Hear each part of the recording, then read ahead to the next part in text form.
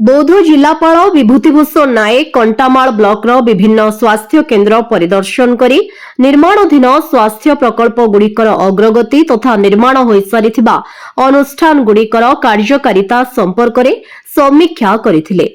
प्रथमे मनमुंडा गोष्ठी स्वास्थ्य केन्द्र परिदर्शन करी सेठारे 2018 मसीहारू मंजूर होइथिबा 50 शय्या विशिष्ट मातृ और शिशु चिकित्सा केन्द्र कोठार निर्माण काम ए पर्यंत संपूर्ण न होइथिबारू निजर असंतोष व्यक्त करी कहिथिले जे दीर्घ 8 वर्ष हेला पड़ी रहिथिबा एक दुखद और परितापर विषय।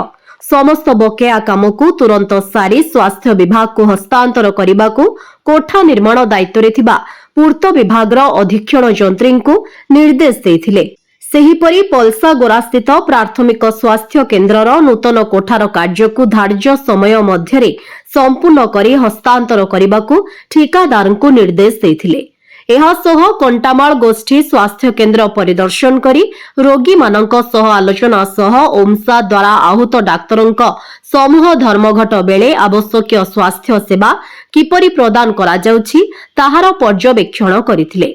ए अवसर में रोगी मानक उचित स्वास्थ्य सेवा एम्बुलेंस सेवा जरूरीकालीन सेवा जोगाई देबा पई डाक्तरखाना दायित्व रे थिबा विभागीय कर्तृपक्षों निर्देश देथिले।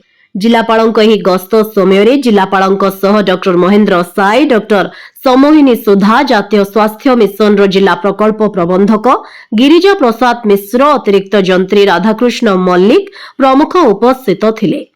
बौद्ध जिला प्रतिनिधि वासुदेव सान को रिपोर्ट विकल्प समाचार। आम चैनल को लाइक शेयर एवं सब्सक्राइब करंतु।